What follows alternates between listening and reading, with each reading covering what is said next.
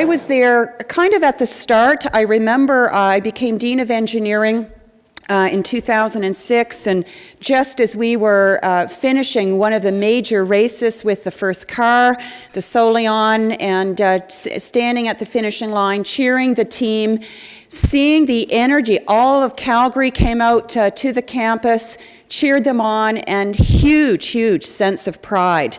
Now, that first car, and I remember I was watching it a little bit from a distance, scrambled, obviously, because they kind of made a decision, we're gonna build this car, we're gonna race it, and the odds were against them, frankly, given that most teams had so much more time compared to our team. But they did it, and they did us proud. I think there was a lot of duct tape inside the car to keep everything together, and I think it almost bankrupted the faculty at the time, but that was okay. It was worth it. It was a great thing to do. What we've seen since that time are multiple generations of cars that, frankly, have become much more sophisticated over time.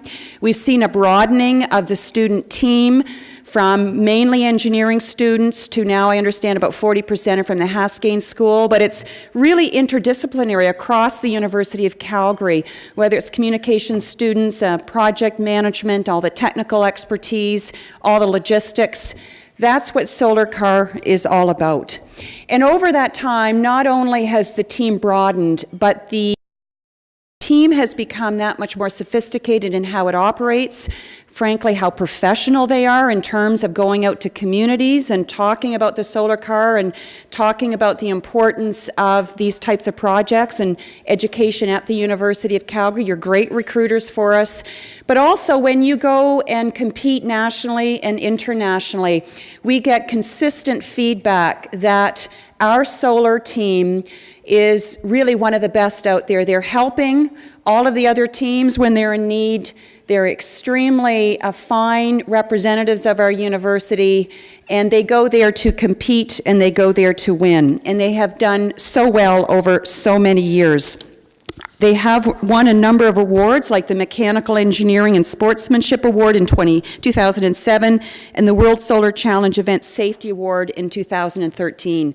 These are huge accomplishments because I think the Safety Award particularly is one of the toughest ones to get, and that speaks volume around the integrity and work ethic of our students. I want to particularly thank all of the sponsors. This project, I can tell you, is expensive. And not only to build the car, but to be able to operate and to compete internationally, particularly down in Australia.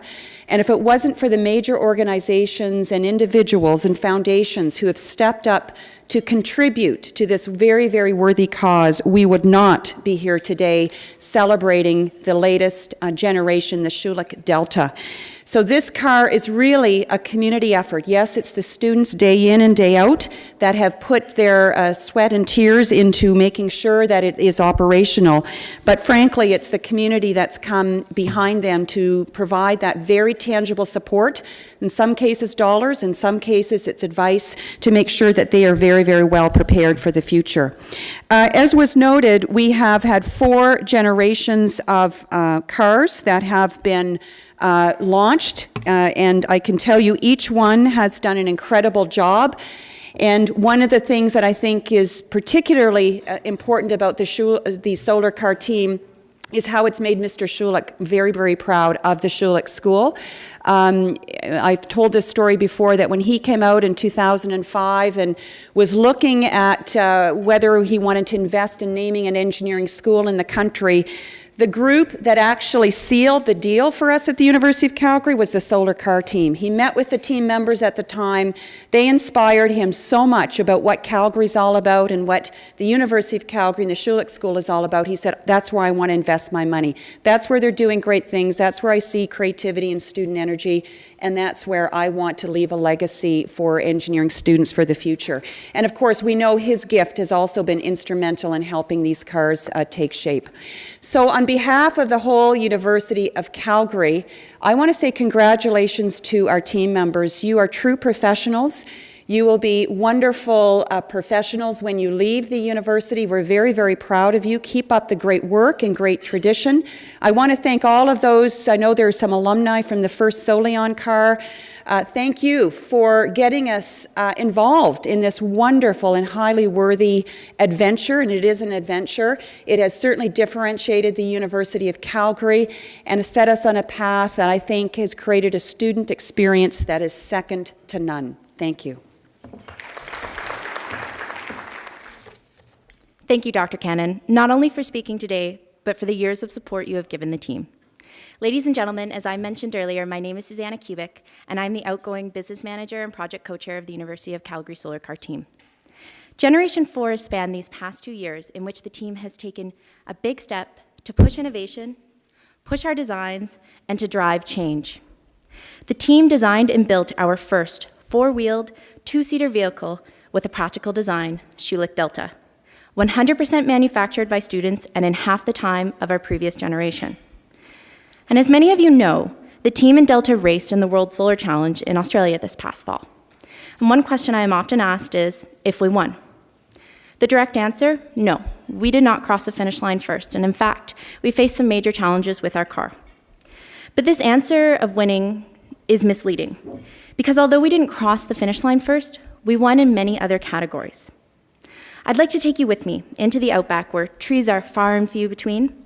It's relentlessly over 30 degrees, food melts in your car, fires start spontaneously on the side of the road, and everything is covered in a red dirt. And it was in this hot environment, we fondly call the pressure cooker, that we faced major challenges with our car. And it was against this backdrop that our team was 100% supportive of one another.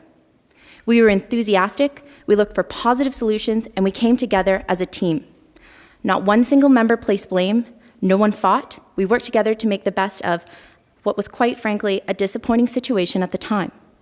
There were other teams there whose vehicles were running perfectly and who were in the lead, but they were facing huge inter-team problems, but not us. And our team members back home were equally as supportive, letting us know how they were rooting for us, and despite the distance, that was felt. It is not the win that defines the success of a team, but how the team can rise from the challenges. The teamwork that took place across that 3,000-kilometer stretch of the outback in face of our challenges, in the heat and in the heart of the pressure cooker, was a major win. We developed leaders on this team, people who are caring and compassionate and who can see past the status quo.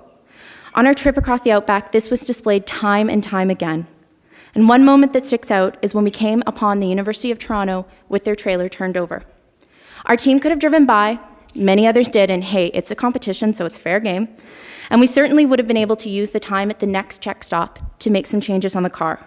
But we didn't, and not a single member on our team hesitated to jump out of our vehicles and help U of T. This is a true testament to the leadership development on the team. Students who can see and care about the bigger picture. Leadership development, another win. Crossing the finish line first at the World Solar Challenge is not the only way to win. There are, in fact, many other awards, such as President Cannon mentioned in safety and innovation and design. In 2011, we set our sights on the safety award, but sadly did not bring it home. And I'm proud to say in 2013, we went back and won. We set our goal, we looked at what we could improve upon, and we set to work. I'm also proud to say that we placed third in the design practicality category, a testament to our engineering team's well thought out and carefully planned design of Schulich Delta. Our design simulations were run with a 6'9" man we fondly referred to as Richard.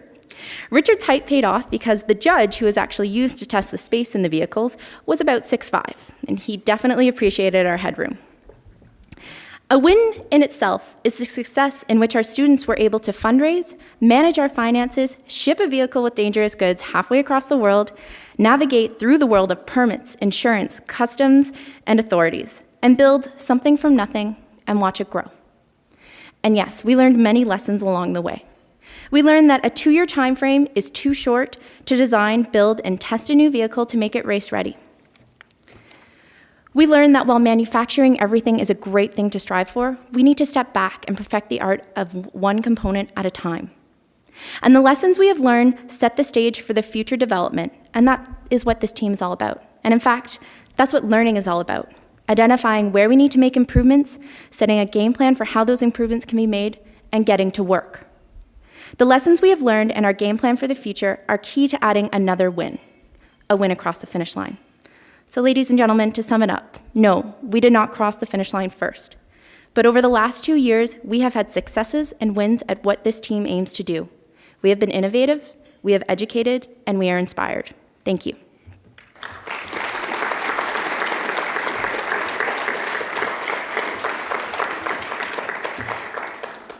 Unfortunately, our faculty advisor, Lynn Cowie-Falls, could not be here today. She's off on another great worldwide adventure, but we do have a short message from her via video.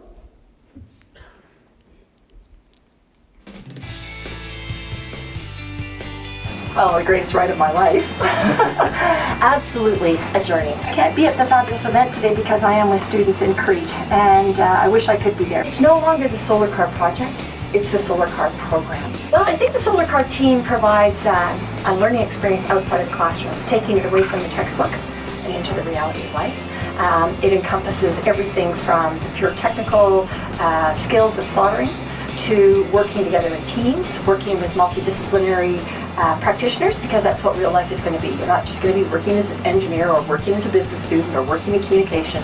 You're going to have to work together. It is the multi-faculty approach, the university-wide approach, the support from other deans, from the presidential suite. I think the education program that is a core piece of the Solar Car has got the car out into the schools, into the junior highs. We may now be seeing kids joining the Solar Car team because they saw it when it came to their school in grade 7 or grade 8 or grade 9. We focus on the process, not so much the outcome. It is a journey. So Soleon was our trial by fire. We didn't know what we were getting into. We had absolutely no idea how to build a solar car. It was the passion of one man and a small group of people, and they got it done in 9 months and went off to be the Rookie of the Year. Schulich 1, which was our generation 2, had such an innovative escaping mechanism. Everybody else was designing doors that flipped open. No, we popped the whole shell out. And so that was quite unique, the way that it was put together. Axiom, wonderful, another new design. The students, for the first time, encapsulated the solar cells themselves. So every single thing in that car was designed and built by our students. Delta was such a step up. 4 wheels, 2 passengers, and a set of golf clubs if you really need to. Really cool door mechanisms, and again, every single thing in the car built by the students. We learned so many cool things with that car, and we continue to take that on into the second generation of Delta. That continuous growth, continuous improvement, and some hardware along the way has been fantastic. I've had the great privilege and great fun of accompanying and supporting the team 4 times through competition. It is intense. The intensity of that, early mornings, intense days, 30-minute stop points. But through all of this intensity, seeing our students work together, seeing them deal with really, really tough situations, it's all pulling together as a team. I don't think I'll ever forget the way our team responded to the University of Toronto crash last year in Australia. I still get goosebumps thinking about it. Everything that we were focused on came to a dead stop at that very moment, and it became helping somebody else out. Everything became secondary. We had to make sure those kids were safe, they were, their gear was okay. As we limped into the camp in Coober Pedy, there was a sort of lineup of other teams giving us a wave as we came in because they recognized what we had done. Here's to the next 10 years. First off, here's to Generation 4 2.0, and as we move into Generation 5. But I hope everybody who's here with us today celebrating this will continue to come along with us on our journey. It is a journey. We need your help. We need your advice. We need your support. We need your financial support. Anything you can do to help our students learn and grow from this experience will be greatly appreciated. And I think the University of Calgary Solar Car program is a great contributor to the community as a whole.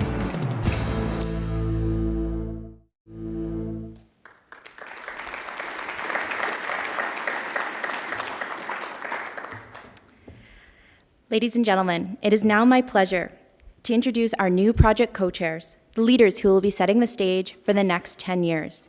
Our engineering manager, Derek Lee, and our business manager, Jonah Zankel.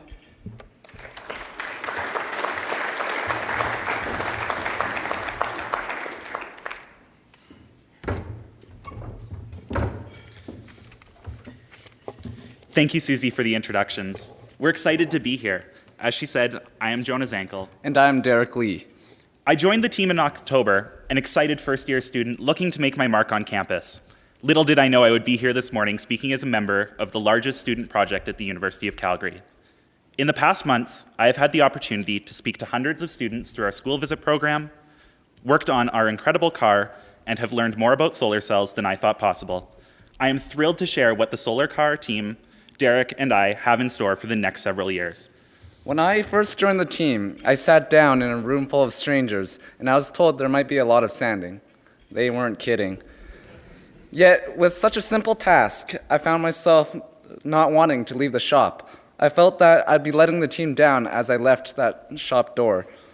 That is teamwork. And through that teamwork, I found myself a passion. And we're here together today because we share a common goal, a common passion.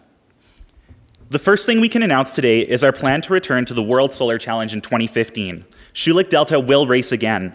The team has significant plans to revamp the car over the coming months. These next 14 months will truly put the team to the test as we work to make Delta more reliable and practical. We believe in Delta. We believe in what we are doing, and we believe that in 2015, that the team can be a top 5 competitor. It's a huge goal, and we are competing against the very best. But we believe that we are taking part of that group, and we can succeed. Taking Delta back to Australia shows the commitment the team has to success. Despite our significant challenges in October, we have refocused and refueled, preparing to propel the team forward. We are dedicated to finishing what we started, to perfect the art of Delta.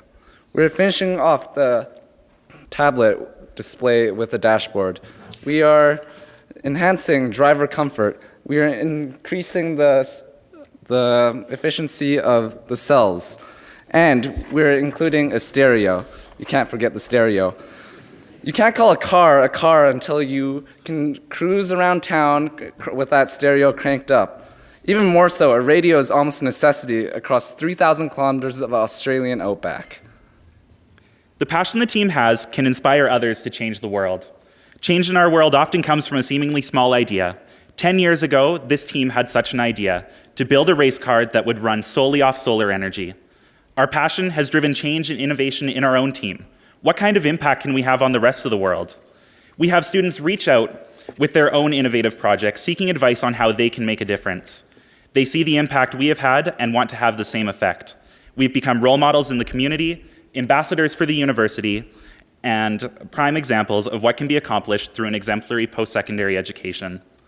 Over the last decade, the team has reached out to thousands of students across the province and around the world. This program can and will only continue to grow. We share our passion with youth to encourage them to explore their creativity, their inner engineer, and to excite them about what becomes possible with determination, creativity, and commitment. We hear time and time again from students and teachers that our team's visit is a highlight in their school year. For this reason, we will grow the program to inspire and educate even more youth. And we will continue to grow. Ladies and gentlemen, I have an exciting announcement about the future of the team. But before I begin, imagine this. What if Ford hadn't built the Model T? I mean, people thought he was crazy.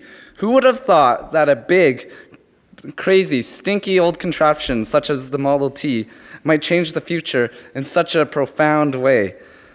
Well, I believe we might have the next Ford Model T. All it takes is a spark of passion and the belief that you can change the status quo. And now, our exciting announcement. Generation 5, North America's first solar-powered street-legal car, setting the stage for commercialization and pushing innovation to another level. Teams like ours have already encouraged a shift in the auto industry. This past year, we have seen Ford's new solar-assisted car. All I can say is that we're way ahead of you, Ford. So in summary, the past 10 years has brought incredible success and some significant challenge to the team, but it has not stopped or dulled our passion to continue to innovate, educate, and inspire. The next 10 years can only bring the team to even greater heights. So thank you to our sponsors, to the university, and the Calgary community for joining us this morning in this celebration. Without your continued support and belief in the team, we would not be here today. And to our alumni who are joining us, thank you for coming this morning. Without your dedication and nurturing of the project, the team would not be here. Thank you.